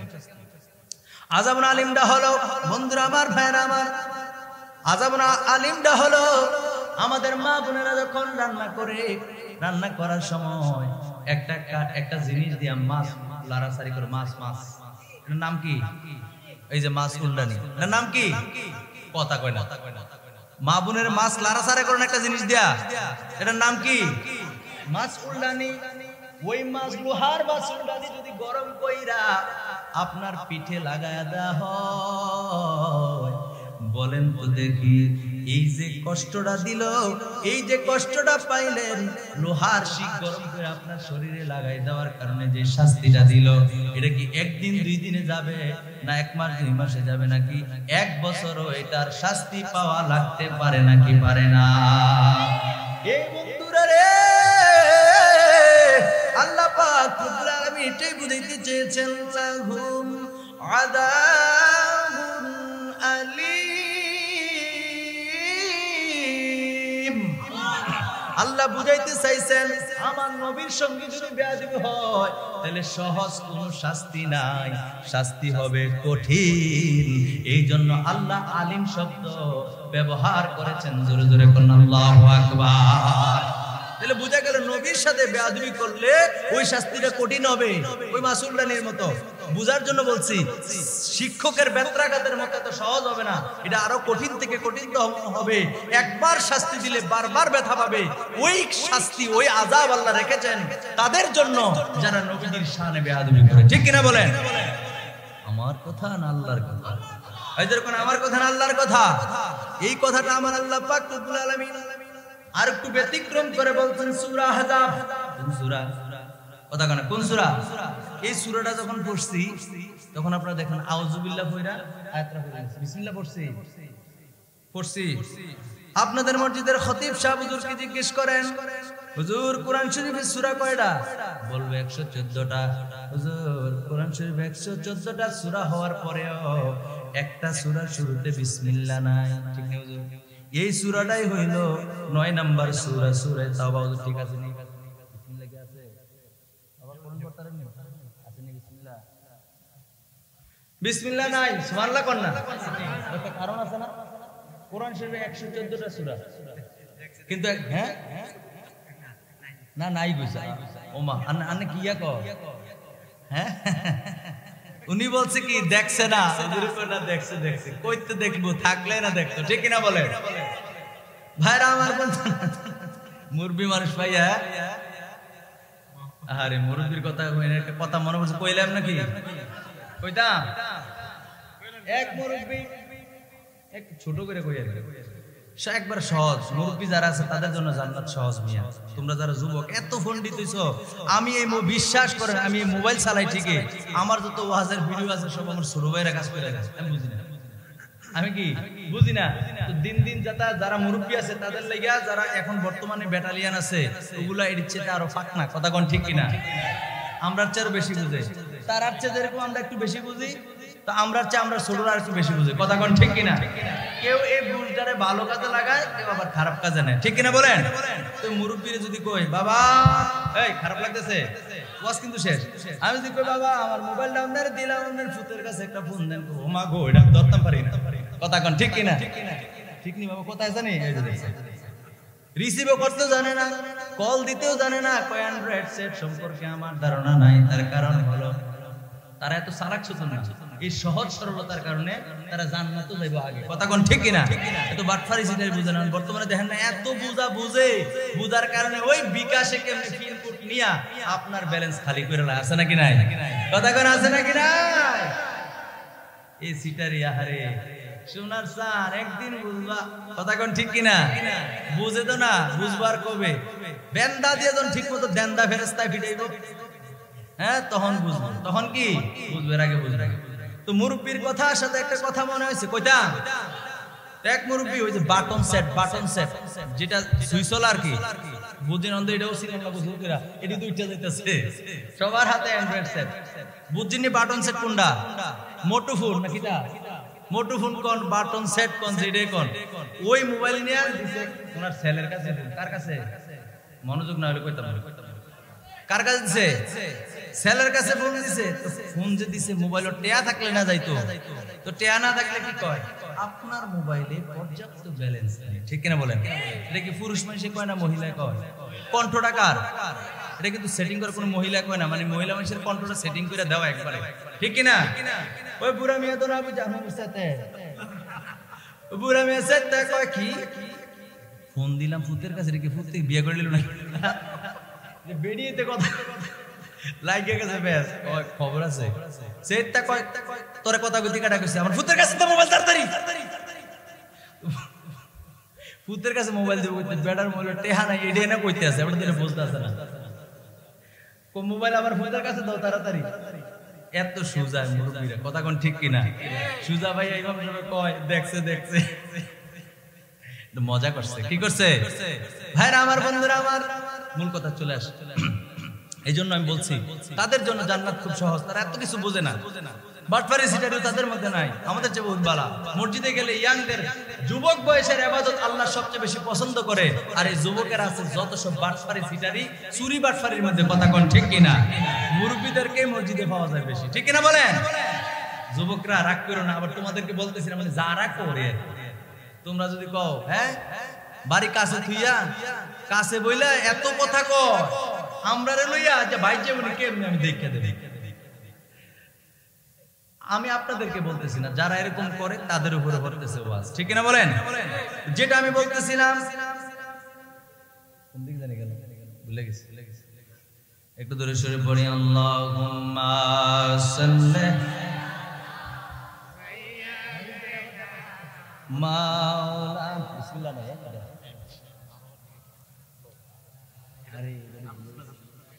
মাওলানা মুহাম্মদ। ভাইরা আমার, বন্ধুরা আমার, খুব মনোযোগ দেন। তাহলে যে আয়াতটা আবার পড়তে চাইছিলাম ওটার পড়বো না, কারণ আরেকটা আলোচনার ছোট্ট একটা অংশ এসেছে, এই জন্য ওই ব্যাপারে দুইটা কথা বলবো। ওই আয়াত নিয়ে যেটা বললাম বলে এই আয়াত নিয়ে বলবো। তাহলে এই সূরার শুরুতে যে বিসমিল্লাহ নাই, এই সূরার শুরুতে কি নাই? বিসমিল্লাহ নাই। বিসমিল্লাহ না থাকার কারণটা বলে দেই, কইতাম নেই 114টা সূরার মধ্যে একটা সূরার শুরুতে বিসমিল্লাহ না থাকার কারণ হলো এই সূরার মধ্যে আল্লাহ পাক রব্বুল আলামিন মুনাফিকদের উপরে বারবার বলেছেন তাদের উপরে তরবারি চালানোর জন্য। হুকুম কার? কথা কোন, এই হুকুমটা কার? আল্লাহ পাক রব্বুল আলামিন বারবার বলেছেন তাদের উপরে তরবারি চালানোর জন্য, আঘাত করার জন্য। এখন যদি সূরা শুরু হয় বিসমিল্লাহির রহমানির রহিম, মানে পরম করুণাময় দয়ালু আল্লাহর নামে শুরু করছি, তো পরম করুণাময় কইয়া সূরার ভিতরে লেখা কি পিড কথা কেন, তো এটার লগে তো বলছে না, এইজন্য এটা শুরুতে বিসমিল্লাহ নাই, ধরে কোন সুবহানাল্লাহ। আমার আল্লাহ কত বড় কারিগর, সুবহানাল্লাহ কোন না। কিন্তু কোরআন শরীফে বিসমিল্লাহ আছে 114 জায়গায়। কয় জায়গায়? তো 114টা সূরার মধ্যে 113টা সূরার শুরুতে বিসমিল্লাহ থাকলে তো 13 জায়গায় 113 জায়গায় না হওয়ার কথা, 14 জায়গায় কেমনে হইলো? কোরআন খুললা সূরা নমল পড়বেন, ওইটার মধ্যে বিসমিল্লাহির রহমানির রহিম আছে। ওই যে রানী বিলকিসের কাছে সুলাইমান আলাইহিস সালাম সিডি পাঠাইছিল, ওই সিডি পাঠানোর সময় সিডির মধ্যে লেখছে বিসমিল্লাহির রহমানির রহিম, জোরে কোন সুবহানাল্লাহ। এইজন্য ওই সূরায় বিসমিল্লাহ কয়বার? কথা কয় কয়বার? সূরা নমলে বিসমিল্লাহ কয়বার? এটা কি সবাই আগে জানতেন? এই যে জানছেন লস হইছে। শরীয়তের একটা, এই শুনেন, শরীয়তের একটা মাসালা শুধু শিখলে, আরে উম্মত বুঝে না তো, নবীর উম্মতরা বুঝে না জান্নাত পাওয়া কত সহজ। নবীজি বলছেন আমার উম্মত যদি একটা মাসালা শিখে শিখে আমল করছে না, শুধু শিখছে, লাগাতারে 2000 বছর পর্যন্ত ইবাদত করলে, নফল ইবাদত করলে যেই সওয়াব একটা মাসালা শিখার কারণে আল্লাহ সেই পরিমাণ সওয়াব দিয়ে দেন। এই যে সুবহানাল্লাহ কইছেন, একবার সুবহানাল্লাহ বলা করে বুখারী, আল্লাহুম্মা সাল্লি সাইয়্যিদিনা মাওলানা মুহাম্মদ ওয়া আলা আলি মাওলানা। আমার ভাইরা, আমার বন্ধুরা খুব মনোযোগ দেন। শেষ বেলা যার সব বেলা তার, বেশি রাত্র হয়ে গেছে বিষয়টা এমনও নয়। কর্তৃপক্ষ আপনাদের জন্য মেহমানদারির ব্যবস্থা করেছেন, ইনশাআল্লাহ অল্প কয়েক দিনের মধ্যে আমাদের মাহফিল শেষ হয়ে যাবে। আল্লাহ পাক রব্বুল আলামিন সূরা বনী ইসরাঈলের 23 নম্বর আয়াতে কারিমার মধ্যে কি বলছে আমার সাথে পড়েন, বিসমিল্লাহির রহমানির ওয়া ক্বাদা রাব্বুকা আল্লা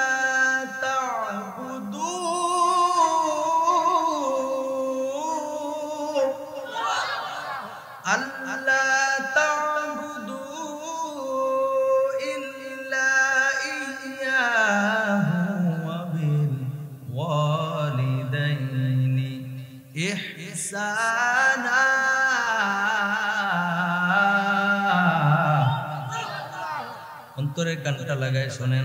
আল্লাহ পাক রব্বুল আলামিন এই আয়াতে কারিমার মধ্যে আল্লাহ জানিয়ে দিয়েছেন, ক্বাদা রাব্বুকা আল্লা তা'বুদু ইল্লাহু, জোরে কোন সুবহানাল্লাহ। আল্লাহ পাক রব্বুল আলামিন বলছেন, আল্লাহর হাবিবের মাধ্যমে জানিয়ে দিয়েছেন, ইবাদত যার হবে, পৃথিবীর কোন মানুষের ইবাদত হবে না, একমাত্র ইবাদত হবে আমি আল্লাহ পাক রব্বুল আলামিনের জন্য। জোরে জোরে কোন সুবহানাল্লাহ। এই আয়াতে কারিমার মধ্যে প্রারম্ভে আল্লাহ বলে দিয়েছেন, ইবাদত করবা তো করবা পৃথিবীর কোন রাজা বাদশার জন্য নয়, পৃথিবীর কোন মানুষের জন্য নয়, পৃথিবীর কোন গাছপালার জন্য কোন ইবাদত নাই, ইবাদত হবে একমাত্র আমি আল্লাহ পাক রব্বুল আলামিনের জন্য। জোরে জোরে কোন সুবহানাল্লাহ। এই জন্য বলেন সেজদা দেব কাকে? আরো জোরে বলেন কাকে? ইবাদত করব কার? আল্লাহ পাক রব্বুল আলামিনের ইবাদত হবে আমার আল্লাহ পাক রব্বুল আলামিন নিজে বলছেন। এরপর আল্লাহ বলেন, ওয়া বিল ওয়ালিদাইনি ইহসানা। ভাইরা আমার, বন্ধুরা আমার, আল্লাহ পাক রব্বুল আলামিন বলেন মা বাবার সঙ্গে উত্তম আচরণ করো। হুকুম কার? শেষ বেলা একটু আওয়াজ করেন না, হুকুম ডাকার। আল্লাহ কই বান্দারে, ও বান্দা শোনো, তোমরা আমি আল্লাহর ইবাদত করো আর তোমাদের আব্বা আম্মার সঙ্গে উত্তম আচরণ করো। জোরে জোরে কোন সুবহানাল্লাহ। শুধু তাই না, উত্তম আচরণ করো বলার পরে কোরআন বলছে, আমার বানানো কোনো গল্প নয়, কোরআন বলছে। এরপর আল্লাহ বলেন, আল্লাহ পাক রব্বুল আলামিন এরপরে জানিয়ে দিলেন, ইম্মা ইয়াবলুগান্না ইনদাকাল কিবারা আহাদুহুমা আও কিলাহুমা ফালা তাকুল লাহুমা উফ। জোরে জোরে কোন সুবহানাল্লাহ, জোরে জোরে কোন আল্লাহু আকবার। আমার ভাইরা, আমার বন্ধুরা রে, আল্লাহ পাক রব্বুল আলামিন জানিয়ে দিলেন, এ যুবক, যুবকেরা রে, বিদায় বেলা শুনে যাও, অনেক যুবক তার মার কলিজায় লাথি মারে আছে নাকি নাই? অনেক যুবক তার বাবাকে ঘর থেকে বের করে দেয় আছে নাকি নাই? যুবক শুনো শুনো শুনো, শেষ বেলা শুনে যাও, আমার আল্লাহ কয় ও বান্দা শুনো, তোমরা যদি মা বাবার দুইজনকে কিংবা একজনকে যদি বার্ধক্য অবস্থায় পাও, তাইলে তোমরা তাদের প্রতি বিরক্ত হইও না। বিরক্ত হয়ে তাদের প্রতি কি বলিও না, লাহুমা উফ। এই উফ শব্দ তোমরা কি করিও না, ব্যবহার করিও না। যেরকম সুবহানাল্লাহ। কিংবা তোমাদের ব্যবহারের দ্বারা, তোমাদের কথার দ্বারা, আচরণের দ্বারা তারা যেন উফ শব্দ ব্যবহার না করে। জোরে জোরে বলেন না সুবহানাল্লাহ। আল্লাহ কি বলেন যে মা বাবা দুইজনকে যদি বৃদ্ধ অবস্থায় পাও, বার্ধক্য অবস্থায় পাও, তাহলে তোমার আচরণের দ্বারা তারা যেন উফ না বলে, কিংবা তোমরা যেন তাদের প্রতি বিরক্ত হয়ে কি না কও, বলো উফ বলো। এটা তাফসীর সহ বললাম আর কি। ভাইরা আমার, বন্ধুরা আমার, এরপর আমার যোগ দেন। এরপর আল্লাহ পাক রব্বুল আলামিন আয়াতে কারিমার মধ্যে বলে দিয়েছেন, ওয়ালা তানহারহুমা। আল্লাহ পাক রব্বুল আলামিন জানিয়ে দিলেন তাদেরকে ধমক দিও না। হারে আমার আল্লাহ কয় বান্দারে, মা বাবারে যদি পাও বার্ধক্য, এই কথা কয় কে, মা বাবারে যদি বার্ধক্য অবস্থায় পাও, তাদেরকে উফ শব্দ বলিও না, তাদেরকে ধমক দিও না। নিষেধ করছে কে? এখন বলেন আমরা আল্লাহর রাজি খুশি চাই কি চাই না? হে পৃথিবীর মানুষ, আল্লাহর রাজি খুশির জন্য হলেও, আল্লাহর নৈকট্য লাভের জন্য হলেও আব্বা আম্মার প্রতি বিরক্ত হওয়া যাবে না, আব্বা আম্মারে ধমক দেওয়া যাবে না। যদি ধমক দেই আল্লাহ নারাজ হবে গো। আর যদি উফ শব্দ বলে আল্লাহ নারাজ হবে। আর যদি কি করি, আব্বা আম্মার সঙ্গে উত্তম ব্যবহার করি, ওয়াবিল ওয়ালিদাইনি ইহসানা, আল্লাহ বলেছেন উত্তম ব্যবহার করার জন্য। যদি উত্তম ব্যবহার করি গো, তাহলে সবচাইতে খুশি যিনি হবেন তিনি কে? ডান হাত তুলে বলেন তিনি কে? সবার ডান হাত নাই? আমি কি বদদুয়া দিতাম? ডান হাত তুলে বলেন তিনি কে? আমরা তো আল্লাহকে খুশি করতে চাই, ঠিক কিনা বলেন? আল্লাহকে যদি খুশি করতে চাই, তাহলে মা বাবা হাত নামান, মা বাবার সঙ্গে বেয়াদবি হবে নাকি উত্তম আচরণ হবে? এজরকম কেমনে হবে? উত্তম আচরণ। কেমন আচরণ হবে এইটাও আমার আল্লাহ বলে দিয়েছে। যেরকম সুবহানাল্লাহ। আল্লাহ পাক রব্বুল আলামিন বলেন, ওয়া কুল লাহুমা কওলান কারীমা। আল্লাহ পাক রব্বুল আলামিন বলেন তাদের সঙ্গে তোমাদের আচরণ হবে, কথা হবে সম্মান সূচক। জোরে জোরে বলেন সুবহানাল্লাহ। স্পষ্ট ক্লিয়ার করে আল্লাহ জানিয়ে দিয়েছেন মা বাবার সঙ্গে কেমন আচরণ হবে। আরে বন্ধুরা আমার, ভাইরা আমার, আমি দেখতে পাইলাম সম্ভবত বগুড়াতে, সম্ভবত এটা বগুড়ার একটা নিউজ দেখলাম। বগুড়াতে এক ছেলে প্রেমে পড়ছে। কি পড়ছে? এই যুবক কথা কও, কি প্রেম করা কি বৈধ না অবৈধ? অবৈধ সম্পর্কের জন্য যদি আর খাইছে প্রেমের কথা কোন চাও না, কি হগলের বউ আসি, কি অবস্থা রে! আয় হায় রে, আল্লাহ আমাদের মাফ করুক না। আমিন। ভাইরা আমার, একটু আগে বসে, কর্তৃপক্ষ বলতেছে সামনে কিছু খাদের পেছনে জায়গা হইতেছে, অনেক মানুষ দাঁড়াইছে। একটু পরে আমার মাহফিল কিন্তু শেষ, সত্যি শেষ। আসেন একটু আগে আসেন, মাশাআল্লাহ আসেন, একটু আগে আসেন, একটু আগে আসেন, মাহফিল কিন্তু শেষ। একটু আল্লাহর জিকির করেন, আল্লাহ আল্লাহ আল্লাহ আল্লাহ। আসেন আসেন সবাই সবাই, আল্লাহ আল্লাহ আল্লাহ